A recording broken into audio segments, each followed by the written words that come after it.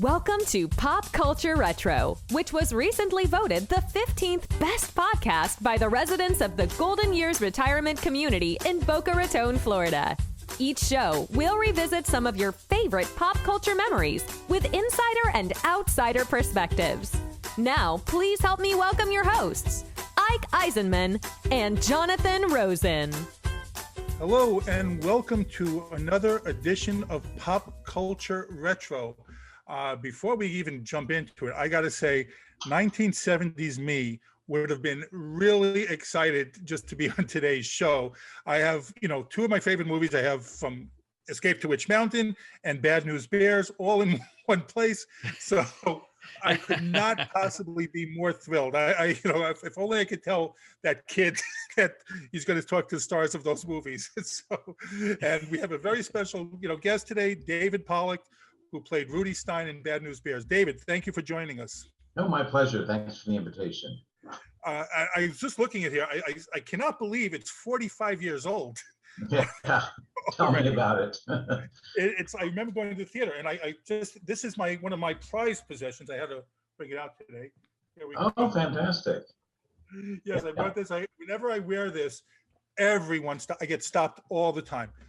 All the time. Where'd you get that? Where'd you get that from? People our age, I guess. but people are like very envious of that jersey. Like I said, that movie is one of my favorites. I can say I'm a huge Bears fan. To me, it's on the Mount Rushmore of sports movies. And I was told, and now I just want to start before we go into the movie start. How did you get into acting? And was it something that you wanted, or did your parents nudge you a little bit into that? It's something that I wanted. I started when I was about 8 years old, and told my parents that, hey, I'd like to be an actor on TV. And they said, well, hey, that's a great ambition. Why don't you go to acting school? I said, okay.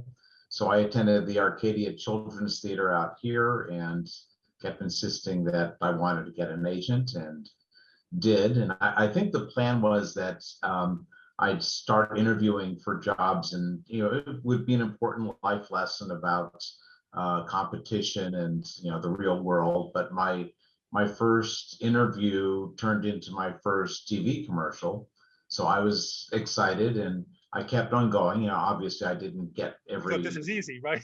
Yeah, at least easy enough to be encouraging. So, but I stuck with it for about 9 years, and I did about 20 commercials, 10 TV shows, and 6 motion pictures, including the 3 Bad News Bears movies.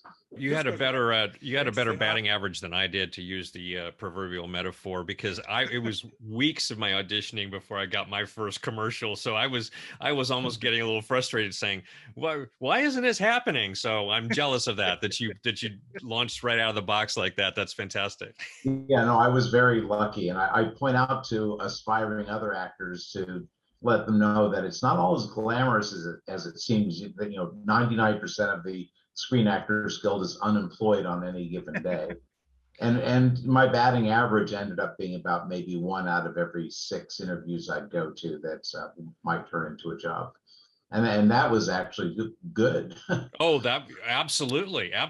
Even for a child actor, because it seemed like, the industry, of course, when we were involved, had a much smaller pool of talented kids that could really do the job.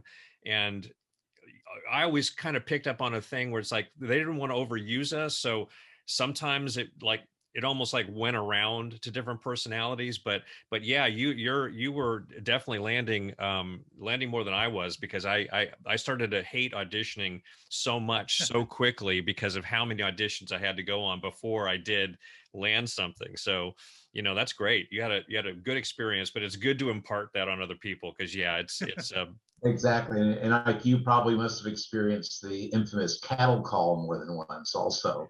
Oh my gosh. I finally reached a point in my career, thankfully, after a couple of years, where if I walked in and it was a cattle call, I said, I'm not doing it. I'm just not doing it.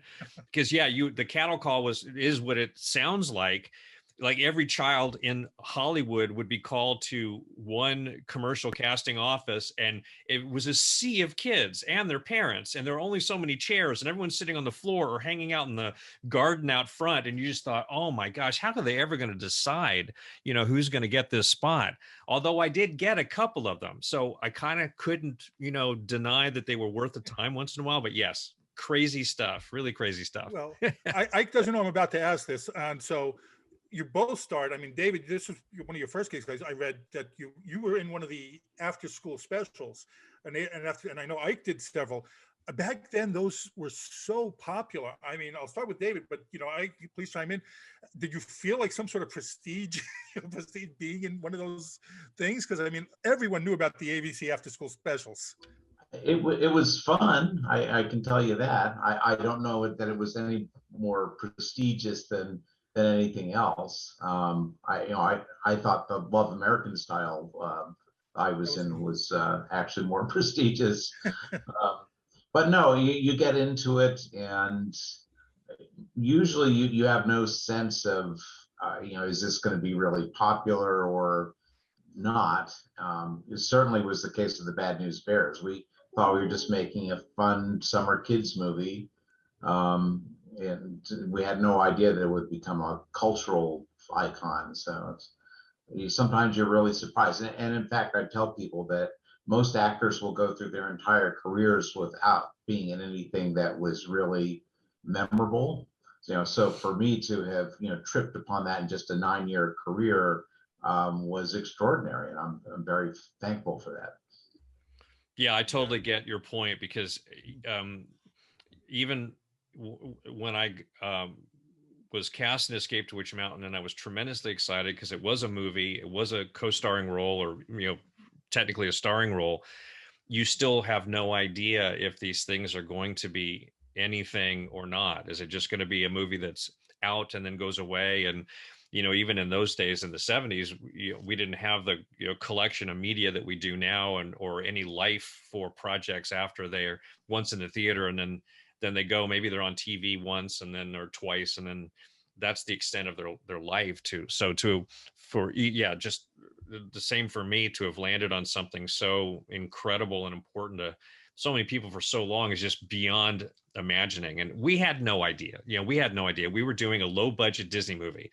So I'm sure, like, definitely the similar experience to that. You just go in, do your best work that you can, and have a good time, and then see what happens. And I'm happy to say for both of us, the rest is history. What do you remember about the whole process? I mean, the auditioning, for example, was it acting, and did they check about baseball skills at all, or nothing like that? Yeah, I remember the first interview was in the back lot of Paramount Studios, and they had a number of us kids out there just kind of throwing the ball around, see how we handled it. And in this case, they weren't looking for good baseball skills; they were looking for awkwardness. And I was a natural for that. They towards the end of the movie, or the second movie, I know they had a coach come out and try and work with my pitching so that I would show some improvement over the course of the film. But that failed miserably. No, that's great. That's very interesting. I mean, so coming into the movie, I mean, you already had a couple of credits, but then you're coming into this movie that you had, Walter Matthau, Vic Morrow, Tatum O'Neal, Brandon Cruz, who had already been established themselves. So what was that like? I mean, were you aware of them as actors, and was that a little bit intimidating for you? I wouldn't say it was intimidating, because I didn't have a great sense of who they were or how famous they were, because they were in movies that I probably wasn't watching. So, and I didn't have people in my life that were saying, "Oh my God, do you know who you're working with?" So it was nice to get to know them just as ordinary people that you're working with. Mm-hmm. Walter in particular turned out to be very good at working with kids in movies. And it was because of that chemistry, I think, that the movie came out the way it did. We had a little bit of that in the second movie, but by the third movie, the chemistry was completely lost. So Tony Curtis wasn't the same as No, he definitely didn't have the same knack as Walter. and it was not a very happy shoot. Oh, I'll have to ask about that. But I was going to ask about the first one. Everyone got along on the first one? How you react, relate to all the co-stars? I mean, there's a lot of the kids that it seemed when I looked up all your credits, a lot of them, this was like the first major production. That's true. And in fact, for the Bad News Bears, they actually did a nationwide open casting call. And some of the kids were from New Jersey. We had Gary Cavaniero was from Texas, and there were just a handful of us from Hollywood.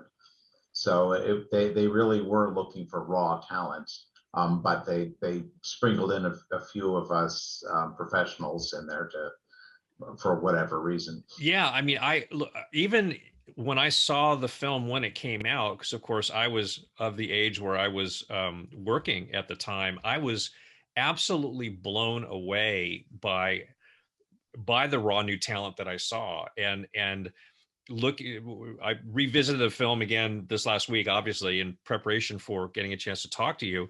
And again, the thing that impressed me the most, even though it was a very professional studio film, it didn't feel that way with all of you guys. You guys were so natural, so real.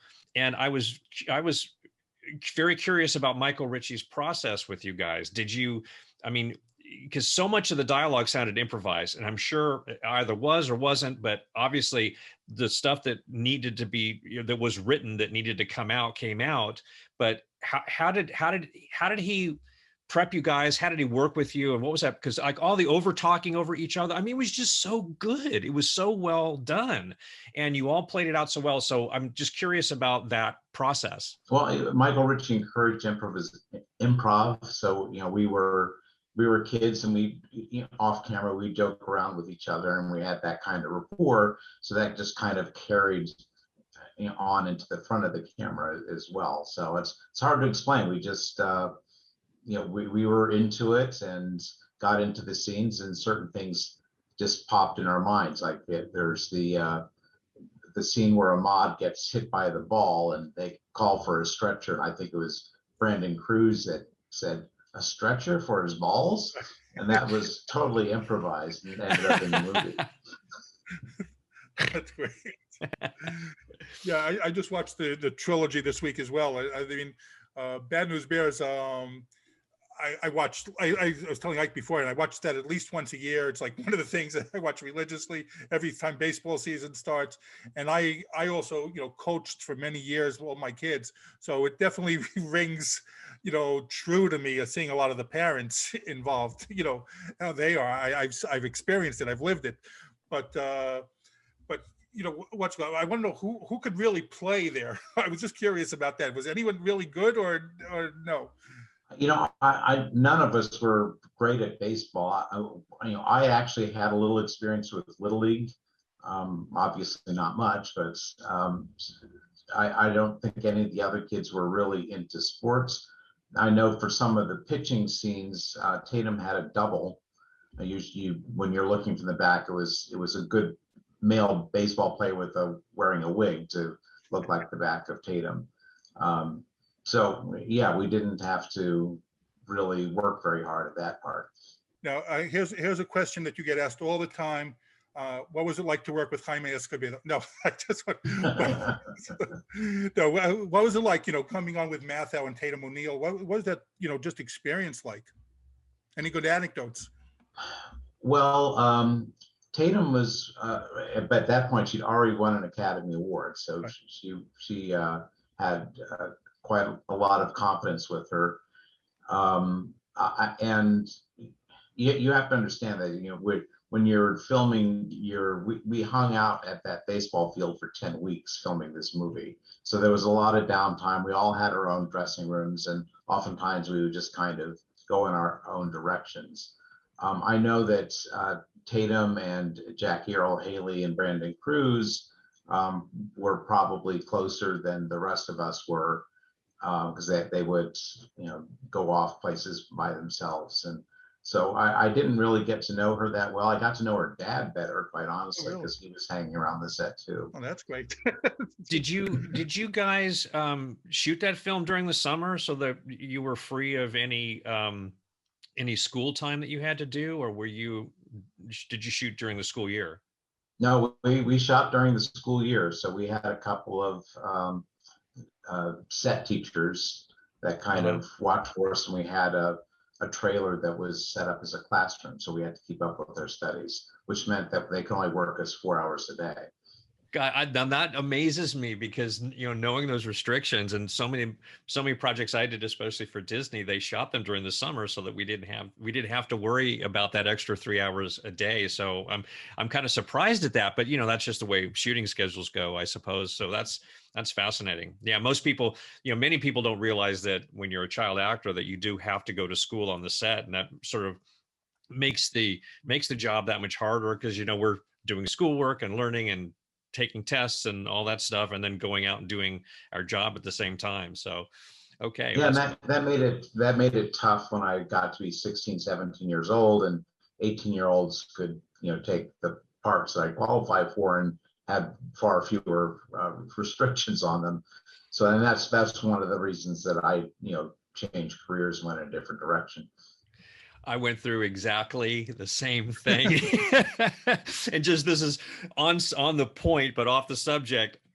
I did one show, an episode of Fantasy Island. I was 17 years old. They did not want to hire me because they knew I was going to have to go to school and it was going to interrupt the shooting schedule. And so I made a promise. I told my agent, tell them that I will do everything in one take and I won't waste anybody's time to make sure that we can get all the work done they needed to get done. And my agent, that was part of the negotiation. I had to promise that. And so I went on set, and somehow my nerves were practically shot because I thought, I've always been I was kind of a one take actor anyway, but I thought now I really have to live up to this. So I managed to do it. The producers thanked me. Everyone was thrilled. They got their shooting schedule done despite the schoolwork. And then, boy, I couldn't wait to turn 18 for all that to change. No, I was looking at these things. I mean, I know you hear this all the time, that movie could just not be made today. I mean, it just could not be. But it rings still so true to what I remember my childhood, like the kids that I hung around with, the friends. It just rang, like a real lived experience that coming back to me. I mean, what did you think about the TV series afterwards, and then the remake in 2005? Well, yeah, none of us were involved with either of those. We thought there were rumors circulating when they were filming the remake that they were going to have some of the original cast do cameos as the parents in the stands or something like that, but that never came to fruition. And once the remake came out, I felt it was more of a sequel to Bad Santa than a sequel to Bad News Bears. Oh no. No, you're probably right. I was going to ask that if you guys, any of you were asked to do cameos or something. I remember when I saw it, I was looking to see if I would see any of the original cast members. I thought it's like a no-brainer. No, it was a shame. That would have been cute if they had done that. But I'm surprised we're still here 45 years later, even talking about the movie. So. Sure. I just have to ask also, how many times were you actually hit with that rubber ball? Well, I have to tell you, even knowing that it was rubber, they were throwing at full speed. So it's hard to psych yourself into stepping into something moving that fast, even knowing that it was rubber. So of course. Ouch. No, I'll bring up the ending of the movie. And I understand that it made sense for the story and it probably had to end that way. But being a Mets fan, there was no team that I hated more than the Yankees. and still, I mean, I thought it was brilliant to name the team, the bad team that you love to hate, as the Yankees. But I thought Tanner spoke for all of us when he said, Yankees take the trophy and shove it, basically. What do you think about the ending still today? And have you ever seen the alternate one that was filmed? Well, I was in the alternate one that was filmed, so yes, I. But that was a concern if audiences were going to have a bad reaction to not having the happy ending that you always have in most movies. And so I'm glad that it was left the way it was originally written, which is where we lose the game, but we have a moral victory. But we did film that alternate ending where where we win and celebrate and ad-lib the whole thing because it wasn't part of the script. So I'm happy that's tucked away in a vault somewhere and probably never will be seen. That's what I was wondering, if it'll ever be seen, if they're going to release it on some. Yeah, I tried it during the 40th anniversary to put together a Blu-ray set with all sorts of extras and haul out some of the extras that we have in the vault at Paramount, but that was right in the midst of the transition to streaming, and I just couldn't get them interested in doing that. No, that's a shame, because that would have been fantastic. It always maybe for the 50th anniversary. There you go. But yeah, it always amazes me how insecure Hollywood can be with their stories. They will write it a certain way and then test the heck out of it before they decide it's okay the way it was originally intended, and that always fascinates me. I mean, I was never involved in any alternate endings to anything that I worked on, but it's funny, that was news to me. I didn't even know about that, so here I am, all excited with something new. Now, when did you first realize, David, that the film had this thing? You said you're surprised that it is, but when did you first realize that it was something that it was, really like kind of like in the cultural phenomenon type thing? Well, I remember going to see the movie in Westwood, and they had all of our characters larger than life on the side of a building, and that's when I realized, oh wow, they spent a lot of money doing that. This must really be something. And they sent us on a national promotion tour also. So that was unusual. I'd never done that for any other movie that I was on.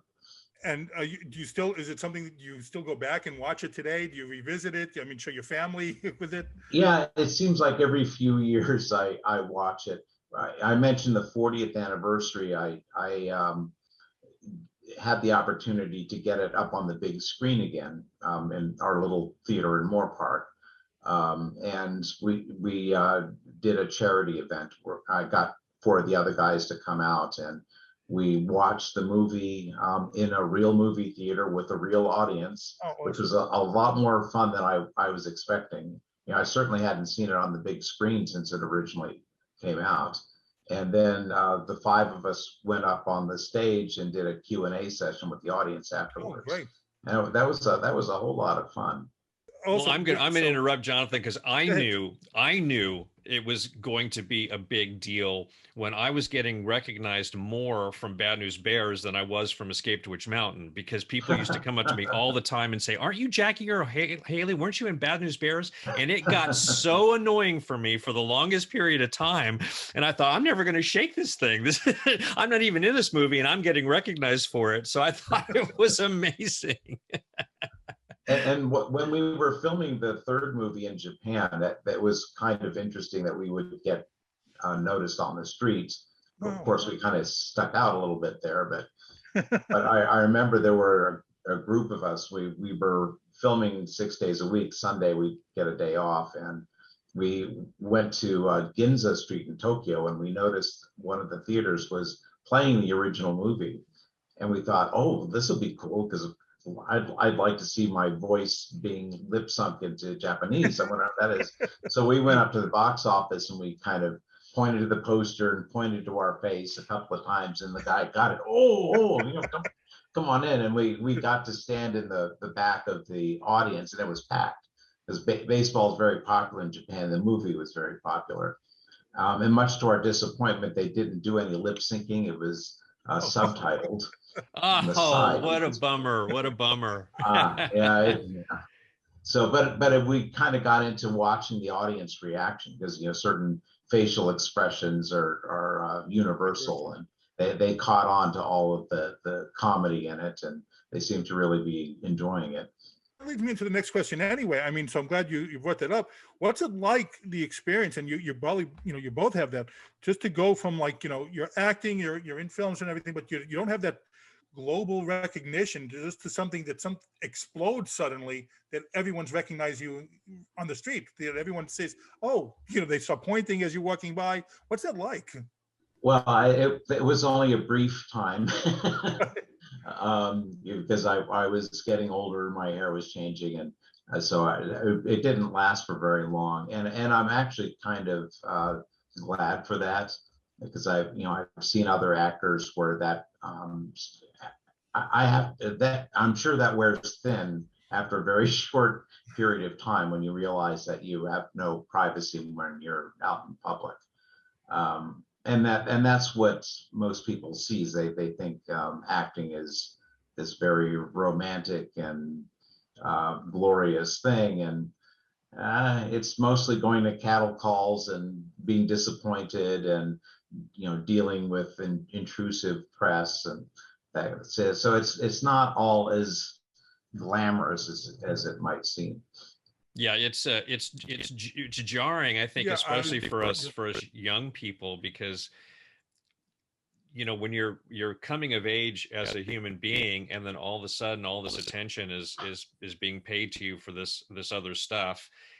For me, it was difficult for me to process, and mine kind of really very much continued constantly, because I was on television so much. So if someone didn't see me, know me from one thing, they knew me from something else, and I couldn't. And I was very shy. I was an introverted kid, which is odd to say about a performer, but a lot of performers were like me, where we have this job that we function really well at, but in our normal lives, in my normal life, I was very introverted. So being kind of poked at all the time and pointed at and heads turning all the time, wore on me, to the point that at a certain point in my early 20s, when I was doing more voiceover work than anything else, I cut my hair in some like 80s style, and let my patchy beard grow out, and got an earring, and I thought, this will do it. And I wasn't recognized then for quite a while. I enjoyed the break. So to your point, it's invasive, and people that think they want that kind of attention, or that would be cool, it is for a brief period of time, and then all of a sudden it just starts to wear very thin. So yeah. I read that Matthau brought out Jack Lemmon one day, and other celebs came out to watch you film. Yeah, Jack Lemmon came out one day, and he and Walter took all of us, walked us over to the local ice cream shop, and we all had ice cream, and we really liked Jack. And Burt Lancaster was frequently on the set, because his son wrote the script, and it was based on his experience in Little League growing up. And of course Ryan O'Neal was there to cheer on his daughter, and so there were quite a few celebrities showing up on the set. That had to have been something for you guys. I mean, to see all these famous actors all showing up all the time. That was very cool. Yeah.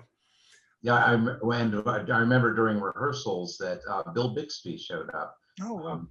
For Brandon.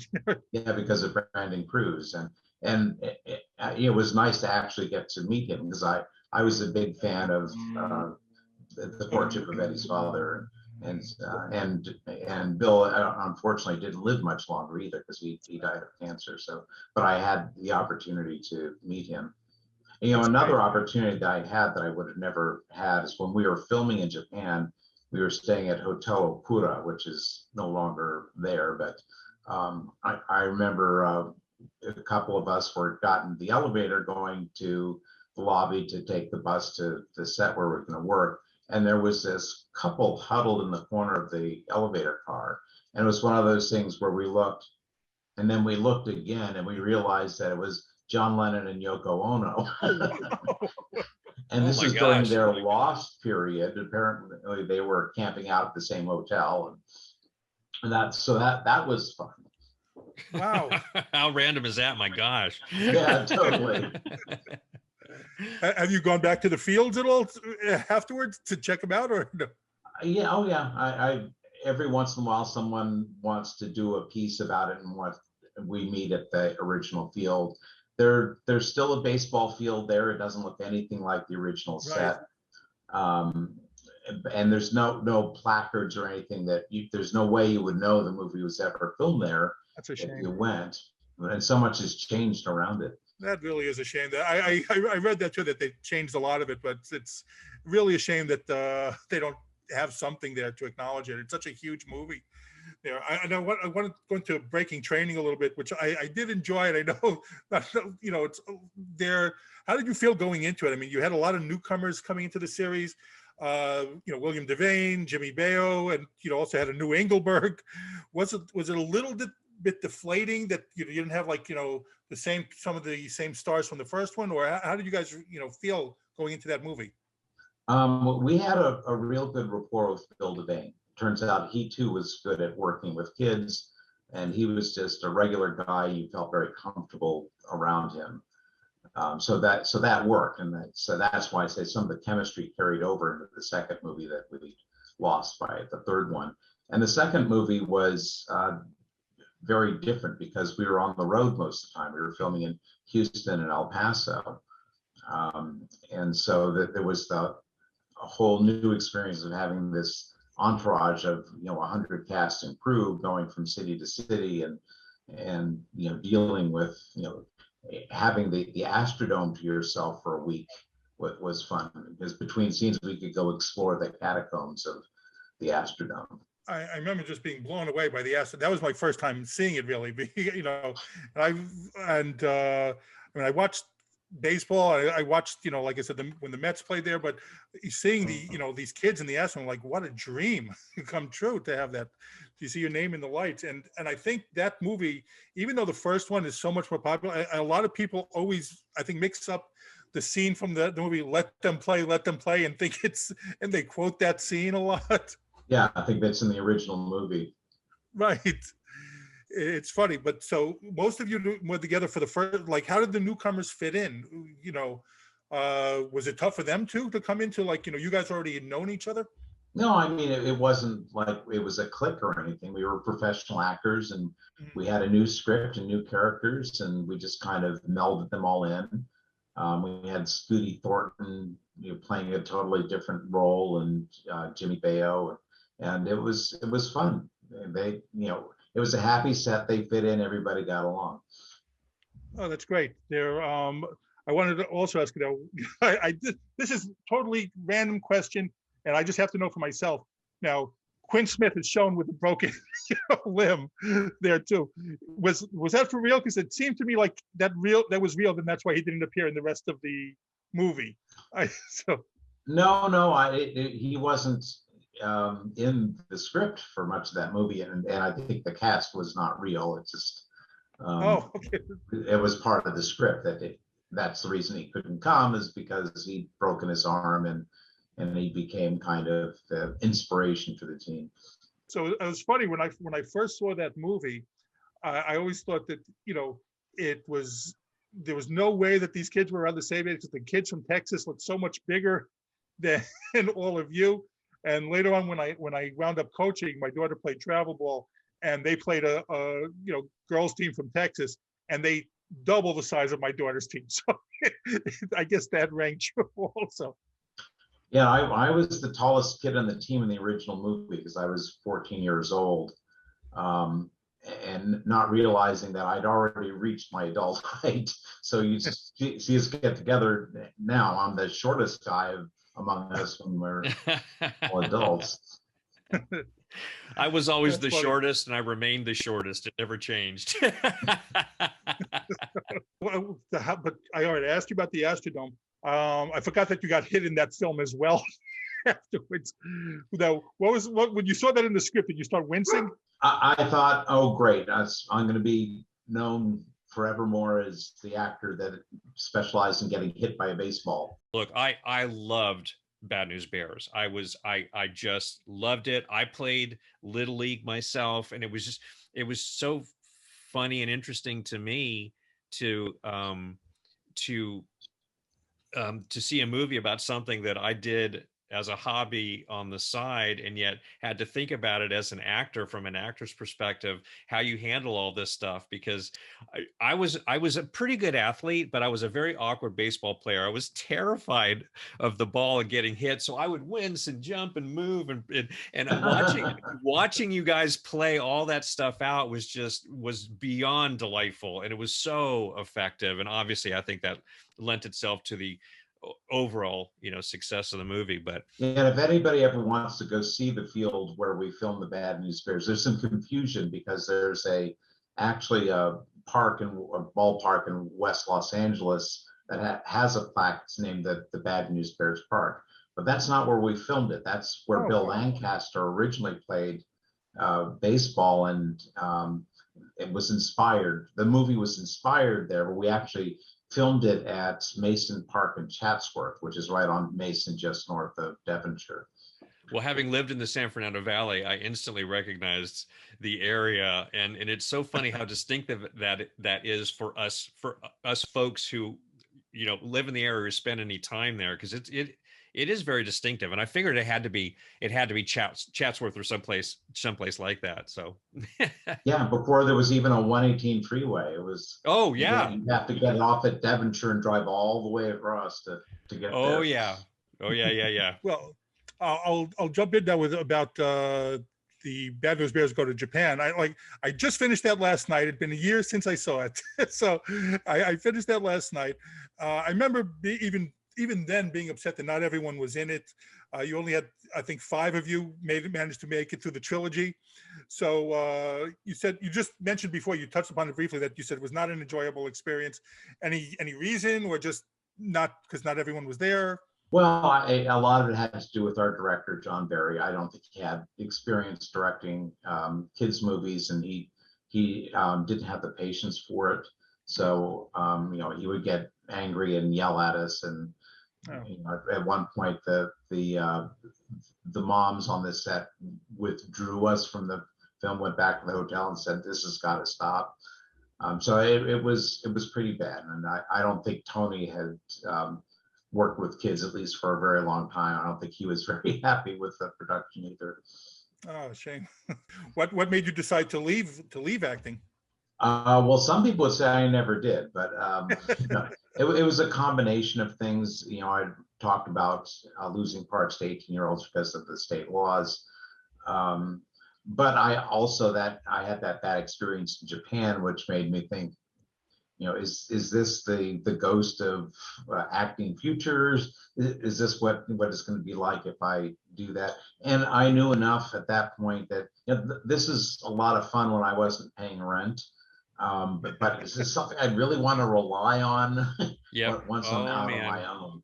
Yeah. So I took the money that I had saved up from acting, and I started taking flying lessons. So by the time I turned 18, I was a licensed commercial pilot and a certified flight instructor. And I thought, oh, this is cool. I'll see if I can become an airline pilot, which also didn't happen, but it led me to other things.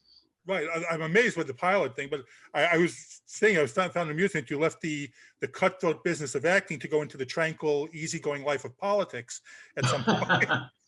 Well, and that didn't come till later. That's when I was married and I had 2 kids, and we moved into this town called Moore Park, which is out in Ventura County, just northwest of Los Angeles. And I had just finished my graduate degree at UCLA, and I thought, I don't like what I read about schools in the newspapers. Maybe I should get involved. And there was at the time there was a committee that was forming called the Committee for Effective Schools, where the school board wanted a group to look at the effectiveness of the elementary schools and how they might be better. So I signed up for that. I was appointed. I became chair of that, and the school board liked the recommendations we came up with after 14 months and implemented them. And then I was encouraged to run for the school board itself. And that was kind of the slippery slope into politics. Well, I read that you had been involved, that you'd made a lot of improvements in the areas. I was very impressed with that. And looking at your profile now, I looked at your LinkedIn profile, which you're on the board of like everything. You're on like so many things. Yeah, that's actually an issue because I also have a full-time job. So, but yeah, I ended up after I was 15 years on the school board. During that time, I became president of the California School Boards Association. So I had the privilege of representing almost 1,000 school boards across the state, palling around with Governor Schwarzenegger at the time. And that was fun. But I thought that was going to be the end of my politics. It was a good run. I was going to retire, and a group approached me and asked if I'd consider running for an open seat in the city council. I thought, well, that's different. That might be a nice experience. And just as on the school board, I got involved in other things and ancillary to being on the city council. And that's how I ended up representing cities on the Air Pollution Control Board, on the board of SCAG, which most people have never heard of. It's the Southern California Association of Governments, and we're the nation's largest metropolitan planning organization. So all of the regional transportation, land use, environmental planning is kind of done at our level for 191 cities and 6 counties. And I've always been a big picture person, so that appeals to me. I know the decisions that I'm making today are going to have a big impact for at least the next 25 years. Oh, that's great. I think you've been, like I said, I am very impressed. You've been doing, I think you're doing great work. I mean, you're active in so many different things now. So what is a little bit of what your day to day is like now? I mean, what are you doing up to now so everyone can catch up? Well, it varies. I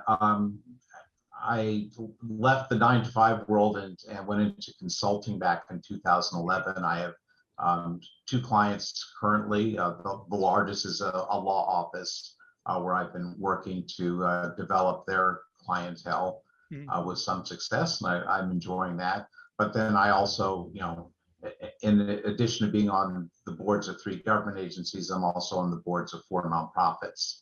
Wow.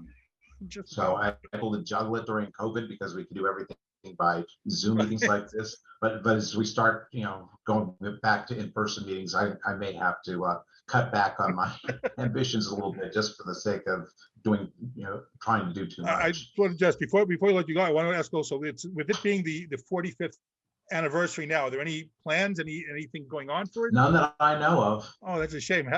How often do you get together with the others? It seems like we get together every few years or so. I think the biggest gathering we had was in 2000 when TV Guide did a feature article about us and gathered, I think, 7 or 8 of us for a group picture and a little profile about each of our characters. I think I still have that TV Guide issue, actually. I still say, so who are some of the names that you do see when you get together? Well, I know that Gary Cavaniero and Aaron Blunt and I are probably the most visible because we occasionally go to autograph shows and things like that. And we're usually the ones that are available for interviews like this. Others, Brett and Mark, Scott Firestone found a great living behind the camera. And so they tend to shy away from being back in front of the camera again.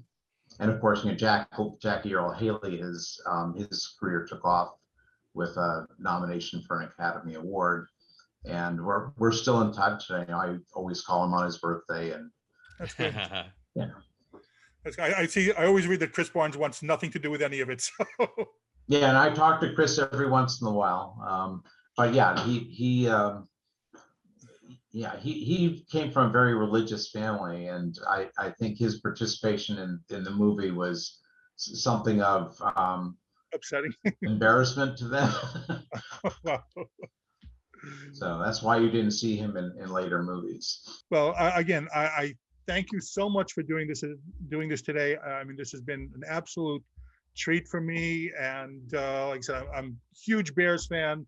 And it was such a pleasure getting to speak to you. Oh, likewise. Thank you for the invitation. Ike, it was very nice meeting you and hearing your experiences. Nice meeting you too. And yes, I'm just as much of a fan, and so glad we could cross collateralize our schedules back then. That was fascinating. But thank you for the stories, and thanks for being here. And yeah. And you're welcome back anytime. Anything you want to share, you're welcome back, and we'd love to have you. Awesome. Thank you, John. Well, thanks again to David Pollock for joining us today. This has been a real treat. Like I said, I'm a huge Bears fan, and this has been phenomenal for me. Again, thanks for watching. Thanks for listening. And remember, please subscribe. Bye-bye. Thank you for listening to Pop Culture Retro, where no one was hurt during the making of this podcast.